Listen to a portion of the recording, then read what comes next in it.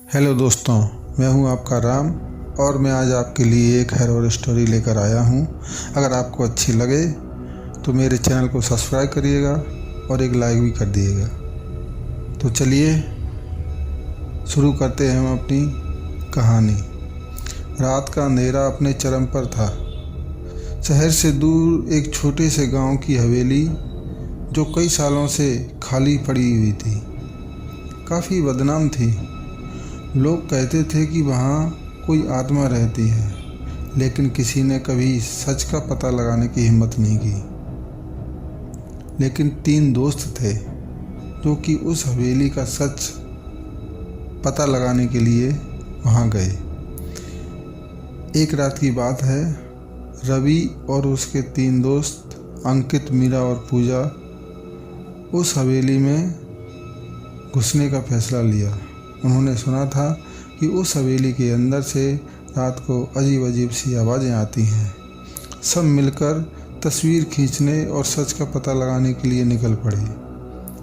हवेली का दरवाज़ा पुराना और जंगल की बेलों से ढका हुआ था। जैसे ही उन्होंने दरवाज़ा खोला, एक ठंडी हवा का झोंका उनका स्वागत करने के लिए आया। अंदर का माहौल सन्नाटे से भरा हुआ था। पुरानी लकड़ी की, माटी की स्मेल आ रही थी और जगह जगह से बिखरे हुए सामान ने माहौल को और भी डरावना बना दिया था। अंकित ने फ्लैशलाइट जलाई और सबने अंदर की दीवारों को देखा। हर दीवार पे अजीब सा नक्शा बना हुआ था, जैसे ही किसी ने खून से कुछ लिखा हो। एक बड़े से शीशे के सामने जाकर मीरा रुक गई। शीशा पुराना था, लेकिन उसमें कुछ अजीब था। जैसे ही मीरा अपने चेहरे को देखने लगी, उसका अक्स धीरे धीरे बदलने लगा। शीशे में उसका पीछे से एक सफ़ेद साया दिखने लगा। उसको से एक सफ़ेद साया दिखाई दिया। मीरा ने पलट कर देखा, लेकिन पीछे कोई नहीं था। तभी एक जोर की चीख पूरी हवेली में गूंज गई। ये आवाज़ रवि की थी।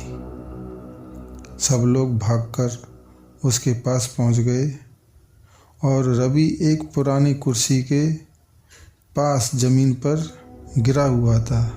उसने कहा, मुझे लगा कि किसी ने मुझे खींचकर कुर्सी की तरफ खींच लिया, लेकिन वहाँ कोई नहीं था।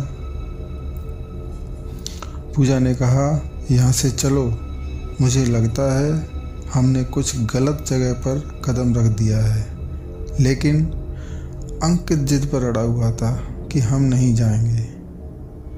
मुझे सच का पता लगाना ही है, अंकित ने ऐसा कहा। वे लोग हवेली के सबसे अंदर के कमरे तक पहुंच गए। वहाँ एक पुराना बिस्तर और एक संदूक रखा था। जैसे ही उन्होंने संदूक खोला, एक ठंडी हवा का झोंका और तेज हो गया। संदूक के अंदर से एक पुराना खत मिला। खत में लिखा था, जो इस संदूक को खोलेगा वो अपनी जान खुद के हाथ से दे देगा। मैं इस जगह का रखवाला हूँ, तुम्हें यहाँ नहीं आना चाहिए था। तभी उन्होंने सुना और दीवारों पर खुद ही चीखने की आवाज़ दीवारों से आने लगी।